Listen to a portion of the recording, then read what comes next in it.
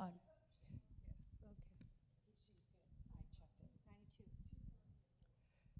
Okay. Rest, all set? Yeah. Good afternoon. Thank you for coming for this talk today on gene therapy. Hi, Terry. This is Pushpa. Pushpa. Laura is here. Arun is here too, if you want to say hi. Dr. Flotte, speaker today, is the Dean of the School of Medicine and Provost and Executive Deputy Chancellor of the University of Massachusetts Medical School, where he's been for the past 17 years. He's professor also of pediatrics and the Gene Therapy Center there. Dr. Flotte received his undergraduate degree in the biological sciences from the University of New Orleans and his medical degree from LSU in 1986. And after serving his residency in pediatrics at Johns Hopkins, he went on to do a pediatric pulmonary fellowship there at Hopkins. In 1995, Dr. Flotte and his colleagues at Johns Hopkins became the first group of people to use adeno-associated virus. I guess Ken was there too at that time. And they used the AAV, which you have been hearing about, as a vehicle to deliver genes to correct targeted sites in the body. Now, his particular interest initially was with cystic fibrosis. In 1996, Dr. Flotte joined the faculty of the University of Florida and was appointed Associate Director of UF's Powell Gene Therapy Center. In 2000, he was named Director of the center and of the newly established UF Genetics Institute. Dr. Flotte stepped down from these roles in 2002 to accept the position of Chair of the Department of Pediatrics. He's an internationally known pioneer in human gene therapy and is currently investigating the use of gene therapy for genetic diseases that affect children, including cystic fibrosis, alpha antitrypsin, type 1 diabetes, and disorders of fatty acid oxidation. He's currently conducting phase 1 trials with these gene modifications and has also focused on developing the AAV vectors in the laboratory and for the persistence of these vectors in the body. So I will now hand over to Dr. Flotte. Please welcome Dr. Flotte today. Very kind of you to join us. Well, it's my pleasure to join this group and to have and to again meet old friends from University of Florida and thank you so much for the invitation. Are you all hearing me okay? Yes, we are good. Good sound. Okay, great. All right. Well, I'm going to go ahead and share my slides and kind of go from there. So, all right. So here we are. You should be seeing those now. Okay. So I chose for this this lecture to talk about the lessons learned from 30 years of clinical trials with AAV gene therapy. Technically, it'll be 30 years next year, but we'll hit a few of the highlights, and I do want to be certain that we have some time for questions at the end. So I may go fast through some parts of this. All right. Well, the first thing I want to say is it is a real honor to be at the institution where a lot of the very foundational work was done at University of Florida. It was an honor to be there and to work for a number of years with Dr. Burns. Ken, much beloved by all, and I would say also left a very long legacy of mentees and trainees shown on the slide here, including Arun, who was postdoctoral fellow, and then myself, who as a junior faculty member for 10 years at Hopkins at at Florida was really had a great influence from Ken. I won't go through all of this, but the basis for which most gene therapy that is in the clinic right now is being done is an understanding of this little virus, adeno-associated virus, which really came to the world's attention because of work that Ken did over the years, starting in the 70s and going all the way through well into the new millennium. In particular, the fact that AAV could create a persistent infection, that its DNA would stay with the cell for a very long time, was a finding that brought up the idea that it could be used for gene therapy to have, again, a persistent presence of the DNA delivered by AAV is what you wanted for gene therapy. Now, Ken was fond of talking about those of us who were in various forms of gene therapy and genetics as being the counterpart to the Brain Institute. We fondly remember his coin of the term, the No Brain Institute. And I've shown here some of our colleagues, Nick Mizesko, who unfortunately we've also lost along with Ken, and then our friend Jude and Arun. All of the people here made seminal contributions in the early days of using AAV, and in particular, the breakthrough of having the ability to manipulate the AAV genome in plasmids, which was not a trivial undertaking, was really an important effort on the part of these four gentlemen shown in the Cell paper on the lower right. So as I mentioned, the field of gene therapy has made use of AAV because of its ability to bind to receptors on the cell surface, different receptors for different serotypes, as we later were able to find. And then in its natural pathway for entering a cell, goes into endosomes, lysosomes, and then escapes and gets into the nucleus, where its DNA can be converted to double-stranded forms and expressed, and then maybe often in stable forms, shown here as an episomal circle. It was useful for human gene therapy because at least at the levels of exposure that one gets in nature, there's no disease associated with AAV. There've been many people who've tried to kind of make connections, but none of them has really held up. And so that natural latency of AAV is what we exploit for gene therapy. Now, in my own story, what got me into this was actually, it was trained, as Pushpa mentioned, as a pediatric pulmonary physician at Johns Hopkins. And I'm showing here the brother of one of my patients. This is John Klipsch. His sister, Debbie, tragically passed away with severe CF lung disease when I was a senior resident. I think all of us were very frustrated by the fact that this disease continued to progress, even as we tried to do the kinds of things that we could do then for patients with CF. And we really thought, the science has got to have a better way. So the additional training I got, actually a 6-year span during my research fellowship and early faculty time, was actually funded by the CF Foundation. And to make a long story short, we made versions of the AAV genome shown here with just the inverted terminal repeats of the ITRs, the ends of the DNA that enable this to go inside of an AAV capsid. We put in the normal version of the CFTR gene that is defective in cystic fibrosis. And we were able to show in various ways in cells that we could restore this function, which is the ability to open chloride channels in the presence of cyclic AMP.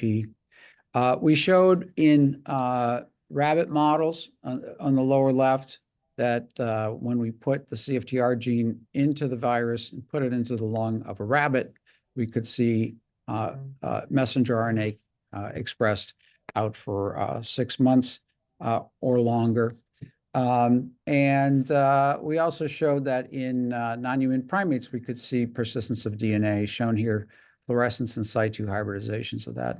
Now, unlike the virus, what we expected of the virus, it was not integrated into the chromosome shown on the upper right here, but it was elsewhere in the cell, floating in the cell in this form right here, about the size of a dimer in replication. It was hanging out there for long periods of time. Now, we super infected those cells with adenovirus and AAV, it would go through full replication. But these forms were not replicating; they were stable in those cells. So that was the first description of the episomes. Now, we progressed through safety trials. At that time, every human trial of any recombinant DNA had to go before a committee called the RAC, the Recombinant DNA Advisory Committee. And we went through that in November 94. And here's the official signature, November 15th, by Harold Varmus, then NIH director, which gave us the opportunity to go forward with treating patients. And the first patient dose actually was given in about a year later in November 1995. And this young woman who was volunteered to be the first patient also agreed to let us disclose her picture. She was brave enough to be the first one. We put AAV with the gene into one side of her nose and into one lobe of her lung, and we're able to do some very early studies of gene transfer in that context. One thing the RAC made us do is we had to sequester these patients for 3 weeks in the hospital. And during that time, she had the time to do this needlepoint, which I have kept, even though it's a quaint artifact of the time when she got her first gene therapy at Hopkins. And as Pushpa mentioned, Ken was able to come and meet her on this occasion. So we got some information out of this. We had to put on large doses of the virus just to get DNA in the cell. This is showing there is a dose relationship between the amount you put on and the amount that you get out. This was actually done in the maxillary sinus at about the same time, started shortly thereafter with our collaborators at Stanford. But the long of the short of it is this effect did not persist, and we were not able to do repeated dosing. There was a trial where we tried that, and we saw gene transfer from the first administration, but subsequent administration, the gene was lost faster in the CF patients than it was in the rabbit, presumably because the lining of the lungs was inflamed and turning over more rapidly. And since it was episomal, the AAV was lost. Repeated dosing did not work. We did not see gene transfer after a second administration. So because of these experiences, first of all, it was very hard to make enough of this vector to get to these very low levels of transient gene transfer. So we felt like the vector had to be better. As I said, we dwelled on the vector was episomal, not physically inserted into the DNA. Again, temporary because of the cells turning over. And those immune responses prevented repeat administration. So we learned something from this, which I remind people, this was the 1990 version of an AAV vector. But we really knew we needed some more discoveries to get over some of these some of these hurdles. And one of the important ones was overcome really by work done by Professor Guangping Gao and Jim Wilson at University of Pennsylvania, where what they did is they looked in nature for other AAVs. And what they found was that there were hundreds of different new variants. In fact, now well into the thousands of new variants out there in nature. Some of them were in families, genetic families or clades. Everything up until then was done with this AAV serotype 2, which is really a laboratory adapted strain.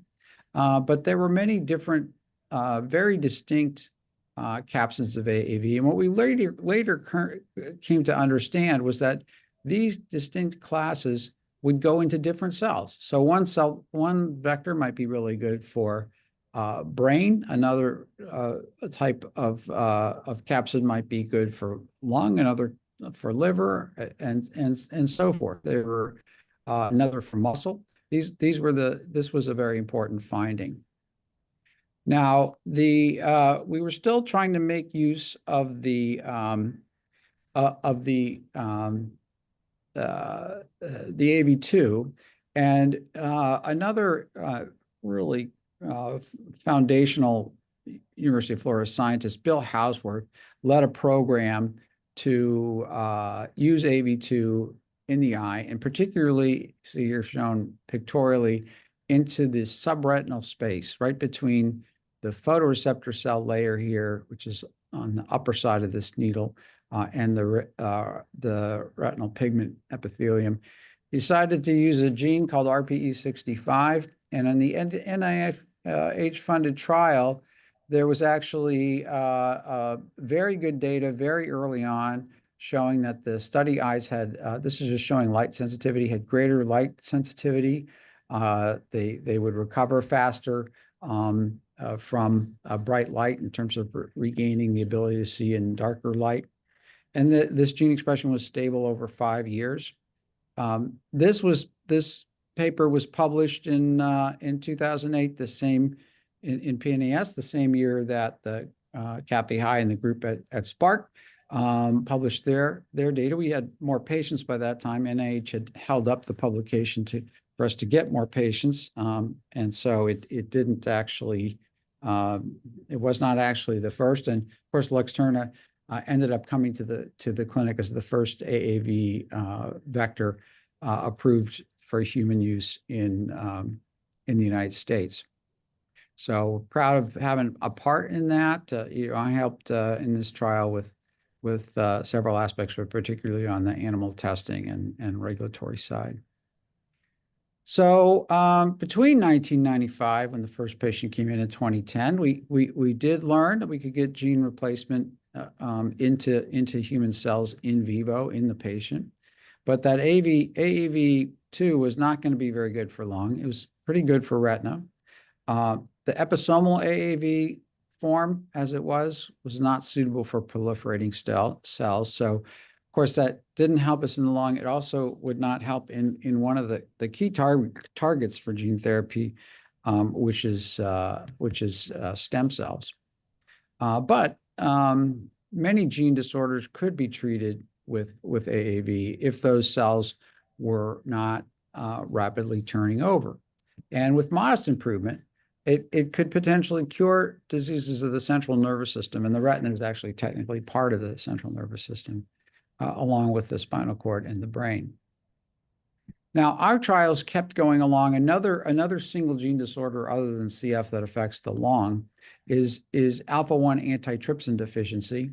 I'm going to show here a very abbreviated explanation of our 5-year data from a study where we were putting the AAV vector, in this case an AAV1 vector, expressing alpha-1 antitrypsin from muscle cells, because those muscle cells are able to secrete the protein quite well. And what we were able to do by putting it into the muscle is we were able to both track the secretion of the protein from the cells into the serum and just measure a blood test, measure the blood levels here shown on this slide, with the x-axis showing time all the way out here to 5 years in some of these patients. We see the mid to low dose down here, the high dose up here. Unfortunately, we didn't hit the target we were aiming for, which was on the order of 570 micrograms per ml. We only hit to about 2.5 to 5% of that target. So didn't quite get there, but it did persist over all 5 years. And we were a little bit, a little bit puzzled by that, because if you look here in the muscle biopsy at 3 months, The brown is staining for the muscle cells that are expressing alpha-1 antitrypsin. You see a lot of other cells in here. These actually are infiltrating lymphocytes, and we thought these might eliminate the cells that were expressing. But we went back to the same sites and biopsied again at 12 months, and the expression was still there as it was in the blood test. And then at 5 years, same thing, still plenty of expression. And I won't go through all the details of this, but what we found is that these cells that were infiltrating here, a significant portion of them, about 10% all the way through, were what we call Tregs, regulatory T cells. So the total number of T cells, which is the CD3, progressively went down over the 5 years, but the percent that were regulatory cells stayed quite stable at 10%, which, as we know, is enough to induce peripheral tolerance. So this was, in fact, peripheral tolerance and a tolerance for the AAV capsid, as it turns out. The other aspect of this that we got into at this point historically was combining of AAV with aspects of RNA inhibition. So right around this time, I had left University of Florida and gone to UMass, as was then known, UMass Medical School. Now we're UMass Chan Medical School. And UMass Medical School is famous because of the advances in RNA biology that have occurred here. So right around the time I moved in 2006, just the year before I moved, Craig Mello won the Nobel Prize for discovering RNA interference, RNAi, and just this year, just earlier this month, it was announced that another one of our faculty, Victor Ambrose, has won a Nobel Prize for the discovery of microRNA. So being, just as Gainesville's always been the AAV capital of the world, I had moved to the RNA capital of the world, bringing AAV with us, and we realized that we could use AAV, again, these same constructs with the terminal repeats on here. We could use AAV to deliver synthetic microRNAs. And this is actually showing on where there's GFP at the front end and these different locations within the vector of the knockdown. But what we were trying to do here was, in a single vector, have a gene that could express a healthy gene, alpha-1 antitrypsin in this case, and a synthetic microRNA that could knock down the offending gene, the mutant gene. And to understand why this is important is you have to understand alpha-1 antitrypsin deficiency. Alpha-1 antitrypsin is normally made within the liver. If it is normal, it is then secreted from the liver, and it can inactivate this substance called neutrophil elastase, which is released from neutrophils, the most common white blood cell in circulation. And by inactivating the neutrophil elastase, it actually protects the delicate elastin fibers in the lung, which otherwise, if there's neutrophil elastase circulating, will be gradually degraded over time, and it creates emphysema. So the lung disease comes from the lack of secretion of the normal alpha-1 antitrypsin protein. But in about 10% of patients, we can see liver disease from this trapped mutant alpha-1 antitrypsin protein. So this combination of adding a healthy gene and knocking down the bad gene with the transgene and the microRNAs was shown to work actually in this alpha-1 antitrypsin mouse model. So what you're seeing on the upper panel is the amount of the normal gene that is being expressed. And then what you're seeing on the bottom panel is at the same time that Pi-Z, the mutant form, is being silenced at 80% or more over a long period of time. This was work done in collaboration with Phil Zamor who was had been the scientific founder of Alnylam, a famous RNA company, and Chris Mueller, who now the global head of genomic medicine at Sanofi, but at the time that this was published was a postdoc in my lab. We also found that we could use AAV to deliver CRISPR. So in this whole stage here, which takes us up close to the modern time, we recognize that AAV was kind of a multifunctional delivery vehicle. So just as it could deliver a healthy gene, just as it could deliver a DNA template to make synthetic microRNAs to knock down a bad gene, it could also bring in the CRISPR-Cas9 protein. And in this work done by one of our collaborators, Wen Su, and myself, and published in Nature Communications, shown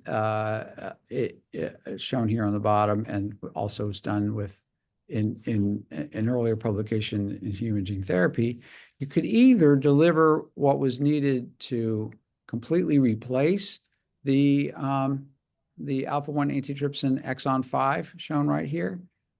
This would be by making nicks in the mutant gene with nicks or double strand breaks in the mutant gene, and then supplying in a different AAV a normal copy of that exon 5, leading to recombination. So this allows for restoring of the wild type or M version of the AAT. We also, at the same, shortly thereafter, did the same thing with a technique called prime editing, where a prime editor is actually able to, instead of adding a piece of DNA here, to create a new copy of the DNA with a reverse transcriptase enzyme following a nick in the DNA. So you can see here that prime editing resulted in a somewhat smaller percentage of cells, but what we were able to see initially with the double strand break HDR was a bit higher, so somewhere around 40%. So these were very encouraging findings, and yet the real home run in this field, I would say, first came with this study published in the New England Journal in 2017. So, gentleman in the upper right here, Jerry Mendel, was the founder and leader of the neuroscience, the neurology gene therapy program at Nationwide Children's, which is affiliated with Ohio State in Columbus, Ohio. And what Jerry did, along with a recent graduate then of the University of Florida, Kevin Faust, who'd gotten his PhD in my lab, what they were able to do with Brian Kaspar is to create an AAV vector much like the ones that we showed you here, but one that uses another capsid, the AAV9, and when given at a very high dose, it's able in newborn infants to get across the blood-brain barrier and to treat this otherwise lethal disorder, spinal muscular atrophy type 1. What you see over here is when they treat these babies, they have very little muscle strength or motor capability, meaning they can't really lift their arms or legs very well. They certainly can't sit up or crawl or walk. And over time, actually fairly quickly, if they're treated under 6 months of age, fairly quickly on this score of their motor function, they go up here to a normal range, actually. And these are miraculous findings. These babies who otherwise would either be deceased or go on to a lifetime on a mechanical ventilator, they're able to get up and literally get up and walk and ride bicycles or tricycles at least, and do various other functions that you would expect. So this was a real breakthrough for the field. So in these middle years, just to summarize, there were multiple examples by the time we get to the 2018 range where we could see correction of recessive disorders, like in the eye in the RP65 with Bill Hauswerth's work. We could see partial correction in alpha-1 antitrypsin at 2.5 to 5% of the target level, but with potential to go higher. And then again, the dramatic clinical benefits with the product that became known as Zolgensma in SMA1.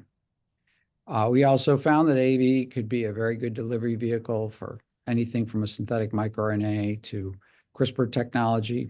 And that even though AAV does elicit immune responses, as we had found even from the very beginnings, it also can elicit a tolerogenic response, which is probably why we see the AAV persisting in many different human and large animal trials for many, many years. There've been several 5-year follow-up studies that are published, in addition to one that was done with those RPE65 patients, and one that we did with the alpha-1 antitrypsin patients. But I've now seen follow-ups even further out than that, and the gene seems to be persisting in those studies. There was one study with 15 years of persistence in monkeys after a muscle injection, which again I think really shows that AAV can induce immunity, but it can also induce tolerance. And thank goodness it does, because that means if you don't have to do repeated dosing, you can really have this work very well for a very long period of time. Now, let me just back up one second. When families with genetic diseases that affect the brain and spinal cord saw these results with SMA1, one of the things that happened immediately is that many of them with other single gene diseases started clamoring for their child's disease to also be treated in this way. In other words, why can't you do this? If you can do this for SMA, why can't you do this for the disease that my child has? And so in recent years, after 2018, I have to say I was myself with this job as the dean, had been doing less in the way of clinical trials, still have the lab going.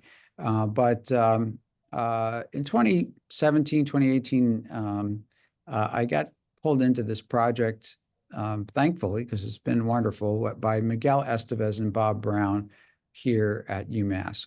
Miguel has worked on lysosomal storage diseases for his entire career. And the prototypic one is a disease you may have heard about called Tay-Sachs disease. Tay-Sachs is a tragic disease that can have, in its most severe form, the type 1, onset in between 5 and 10 months. Often, again, right around 6 months, they start to show symptoms that the parents can see, usually aren't diagnosed until 12 months, because there's often some other excuse or reason why a kid could be developing a little bit slowly. But then they start to regress. And tragically, these kids die somewhere before their 5th birthday in most occasions. If you at a somewhat later age of onset, with a partial defect, you can have patients begin to develop normally for up to 5 years of age, begin to talk, begin to feed themselves, various other functions, and then start regressing. And that is, again, very, very tragic to have a child who's functioning normally, maybe going to kindergarten, and then suddenly start to lose one function after another. And then the adults are the least severe, and they have very variable lifespans, but they often have more effect in their cerebellum and spinal cord.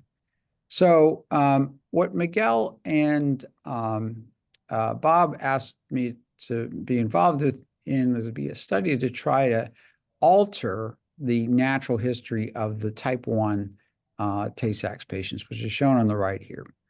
And it is this inexorable downhill course. We're going over the months here. You see the various things that the infant or child loses. We focused a lot in our studies on dysphagia, which is the loss of ability to swallow, which is on average comes on at around 15 months. We're trying to qualify patients based on having had the ability to sit. So we're trying to catch them somewhere right in this steep part of the curve in order to stop and reverse this disease. By the way, for any pediatric clinicians, this is a classic sign of Tay-Sachs, which is called the cherry red macula.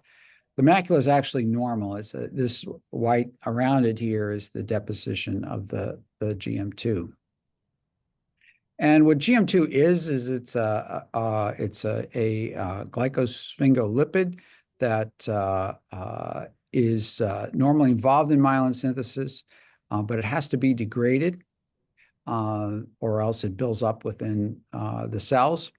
And the enzyme, the intact enzyme that degrades it, has two subunits, one from the hex A gene, shown in blue, one from the hex B gene, shown in orange.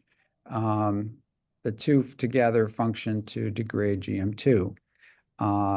So if you have a defect in hex A, it's Tay-Sachs, and hex B, it's Sandhoff. And with Miguel, shown right up here, along with Heather Gray Edwards, who did all the animal studies for this, what he showed is if you used AVRH8, which is actually closely related to AV9, and put one gene, hex A, into one vector, and then the other, hex B, into a different vector, mixed them and injected them, the place where you could get the most spreading would be to inject them into a deep brain structure called the thalamus. I'll show you here that thalamus is known in neuroanatomy as the relay center for the brain. So it actually has projections that is axons that go out over the entire cortex on each side. And what they were able to show is that in cats and mice with these different defects, and then in sheep with the defect, they're able to show that they could get this kind of spreading. And based on that, we moved forward to do what was intended to be an N of 1, a single patient treatment, which was published in Nature Medicine. Actually ended up being an N of 2. There were 2 patients ultimately involved. And what I'm showing you here are examples of how the brain looks before treatment, with the injection in the thalamus looks immediately after treatment, and then how it progresses over time, and how the injection sites that you can see initially lighting up really do resolve over time.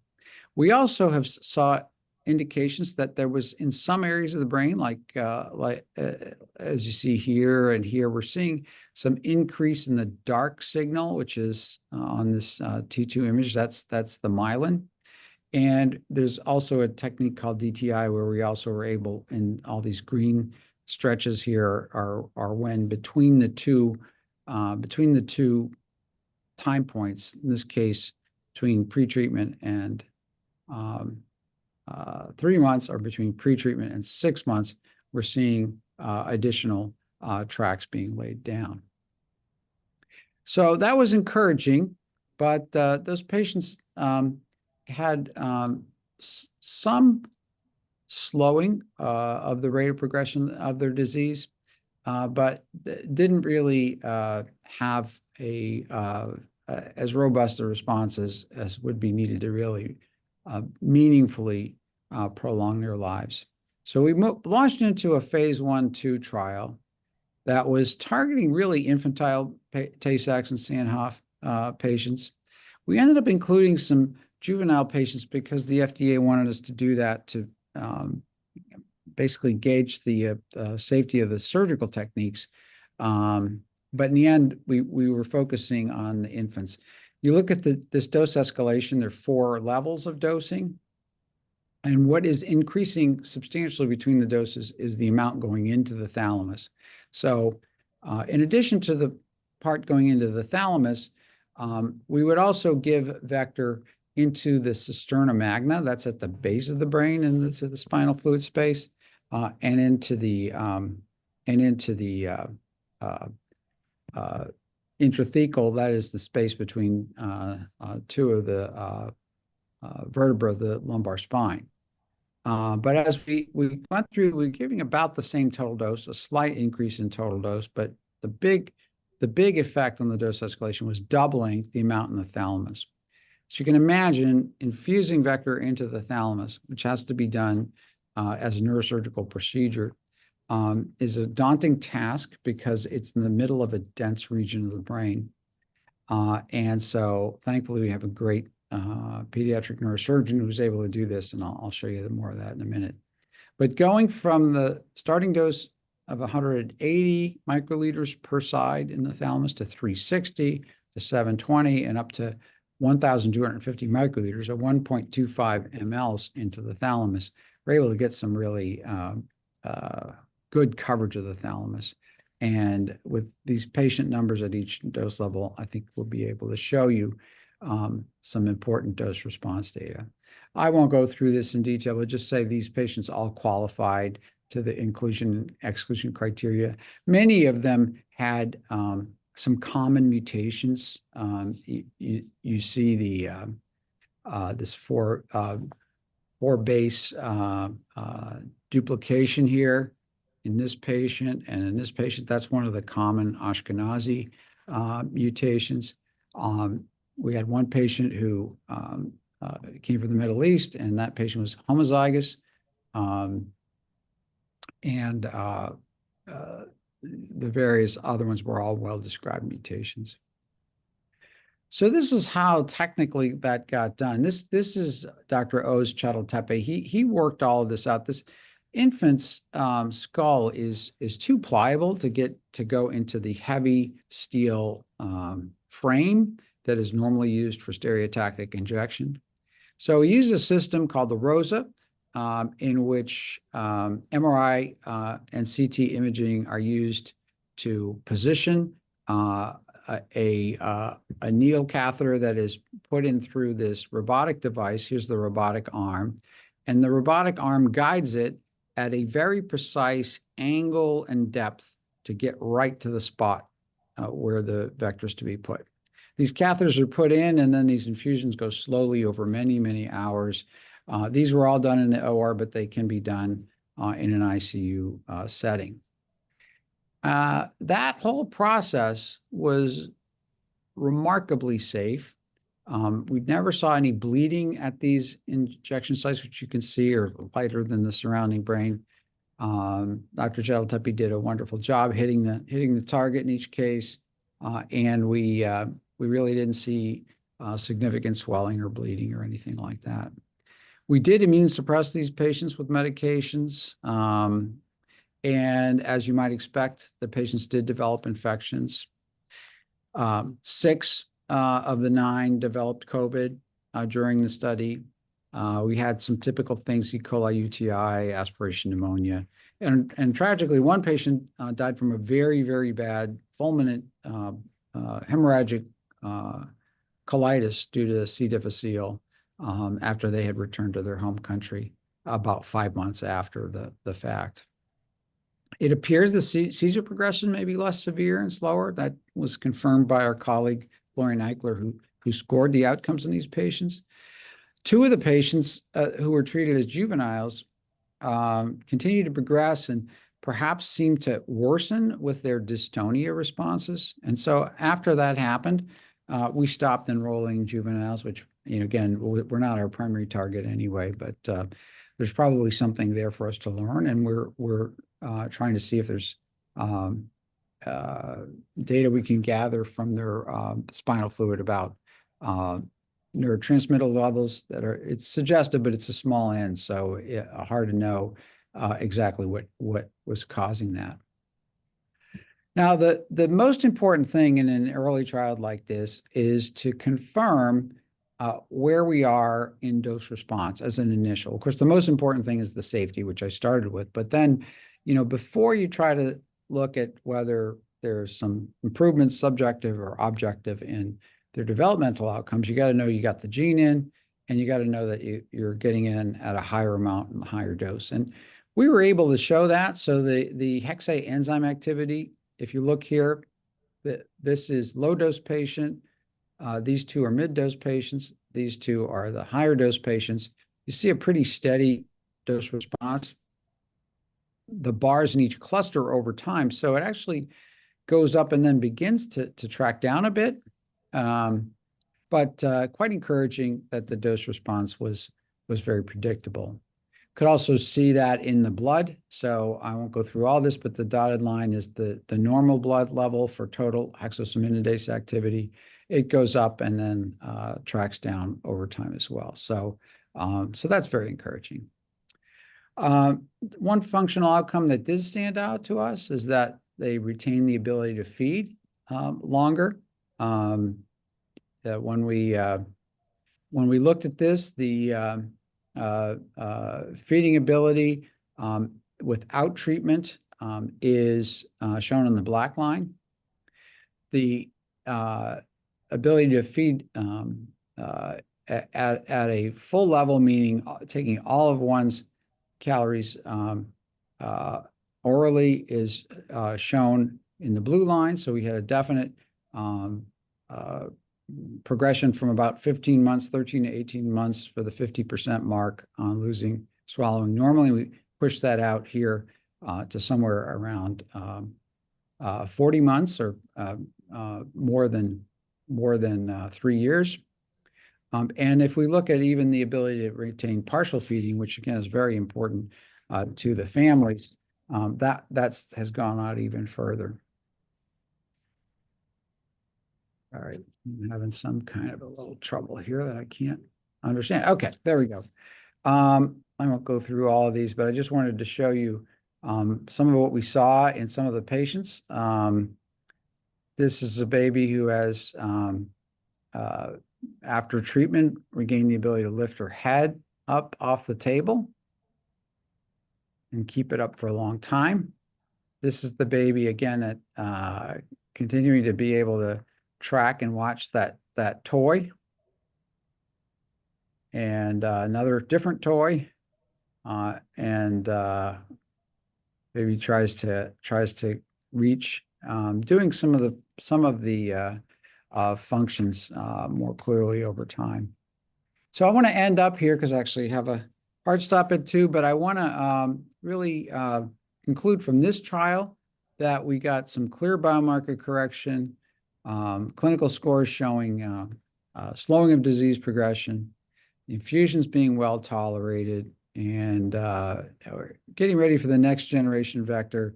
And we actually now have a younger, more energetic clinical trialist for the next trial. But there's Miguel's devised a way to squeeze in both the hexa and hex B into a single vector. This is the bicistronic construct. We did learn that early treatment is necessary. The patients who were treated earliest did best. Still hard to get global CNS correction.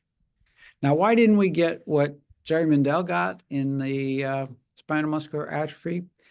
In SMA, they really only had to get to those lower motor neurons in the spinal cord, which are probably the most susceptible to gene transfer. It's actually those the dorsal roots of the spinal cord which are immediately adjacent to the motor neurons, are actually a site where you can see toxicity from too much vector getting in. But we did see with the intrathalamic injections that this could potentially be a means that is feasible and safe enough to be used to try to get global correction, especially for conditions that are not well suited for IV delivery, like was done with the Zolgensma. So we're continuing on to see if we can push the dose even further get further biochemical correction and influence on the phenotype. So so I'll just wrap up here and say, you know, I've had the pleasure of being PI or co-PI in the clinic on the clinical trials of all these trials, many different PIs involved. Certainly, a lot of help from Barry Carter and Bill Gugino, starting out as a very young faculty member in the CF trials. A lot of help from Mark Brantley, a clinical partner on the alpha-1 antitrypsin trials.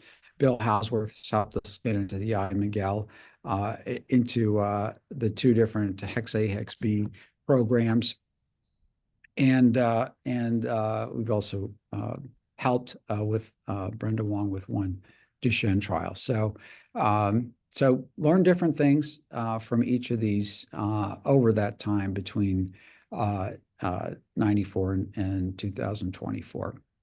And I hesitate to too often say we, and it's really a lot of people who make up this team, both in the lab and in the clinic. I can't say enough about Dr. Chadel-Tepe, our neurosurgeon, Florian Eichler, who is the neurologist at Mass General, who scores our patients, and many other people who've worked in my lab. And Miguel is the scientist whose vector we took to the clinic in Tay-Sachs, and Angela and Monko Lek, who worked with Dr. Wong, a DMD neurologist, to take their vector to the clinic. And then with some of the young fellows and others who participated, particularly in these last trials. Okay, so with that, I know I've talked for a long time, so I want to stop my sharing and see if I can take a few questions before I have to leave in a few minutes. Thank you very much, Terry. Oh.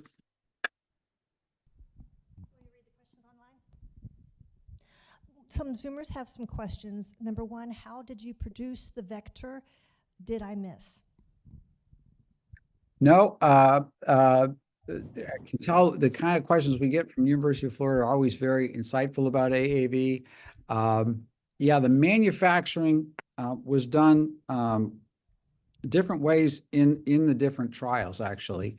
In general, all of them were done with one or another triple transfection method, with the exception of the later CF trials, which were manufactured at a company called Targeted Genetics, where Barry Carter had moved to at that point.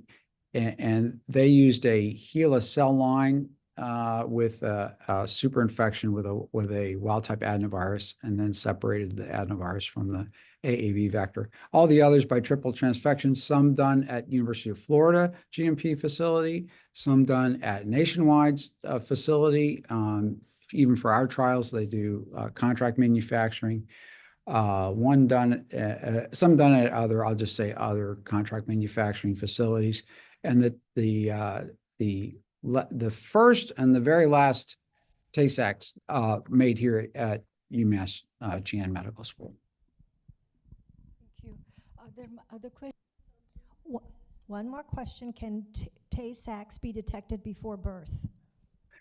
Yes. Well, Tay-Sachs is really, in some ways, there's a unique program in some ways, which is that preconception testing is often done, meaning that as couples, particularly in the New York area, but other areas, if they're both members of a Jewish faith community, they use that network to promote testing of potential parents for the mutations. And so, then that enables families to know before they even have their first child, well, first of all, whether their mating has any chance of producing a baby with Tay-Sachs, and then they can determine whether they want more advanced testing for prenatal diagnosis. Certainly also comes into play with subsequent siblings. If there's a wish to have another child after one has been diagnosed, then prenatal testing is typically done. Are there questions here from the room? Could I ask a question? What is the status of the treatment for cystic fibrosis now? Is it used commonly? Well, it is not. So as I pointed out, the episomal nature of AAV and the turnover of the lung really did not lend itself well for an AAV approach, a standard AAV approach. In the meanwhile, a very interesting program that was an empiric drug screening program produced several small molecule drugs that are able to repair the defect, actually, because the most common defect is a folding defect of the protein that results in it being degraded and not making it to the membrane. So a triple drug combination called Trikafta can result in dramatic benefits to these patients. So about 90% of the patients in the US, maybe up to 95, can be treated with Trikafta or related drugs. Now, having said that, that last 5 to 10%, the CF Foundation is very focused on that now. And our lab is just getting back into CF using CRISPR technology. And it looks like we are going to have to use it as some kind of viral vector to put the CRISPR in. But if you were able to use CRISPR and get the normal gene inserted into the chromosome and get to the lung stem cells, which are called basal cells, you should be able to have a long-lasting effect. Now, that's a technically much more complicated than just the methods used that I showed here were mostly with just gene replacement, it's called, or gene augmentation, just putting in a normal copy. But that work is progressing on CRISPR-based technology. We have one such project just getting started here, but many other groups are working on that right now as we speak. Yeah, okay. Looks like there's more comments on Zoom. Pam? Will these treatments be financially possible the average citizen? Yeah, it's a great question. So far, the answer is yes. The best established one, of course, being the Zolgensma, but there are also several others, and they are being paid for right now, in most cases by Medicaid and some private insurance. There's a financial model called an annuity model where in some cases the payment is being stretched over quite a few years. So just as an example, let's say a gene therapy using an AAV costs $2 million, which some of them do. If you were to stretch that out over a number of years, let's say over 5, 6 years, the cost per year, it's still high, but it ends up being down in the 100 to 500,000 a year range, which is comparable actually to some of the enzyme replacement therapies that have been out there for some time. So it's not cheap. And I will say this, if there's not enough patients, companies are beginning to get more leery of getting into this again. There was a period in the investment world when everybody was hopping onto AAV for really rare diseases, and some of those really are not going to be viable in the market, even if they're viable for the patient. So right now, through the American Society of Gene and Cell Therapy, which is president-elect of this year, we're working on a task force to try to figure out an alternative model to keep those things that are not going to be market-friendly available through some other mechanism. Thank you. I know that you have a meeting at 2 o'clock, so Thank you. I will not hold you unless there's a pressing question in the audience. So thank you very much for taking the time to talk to us. Really appreciate it. Thank you. Thank you. I really do appreciate the invitation, and it's great to see you all over the Zoom. Take care. Thanks. Bye-bye. Bye-bye. Well, okay.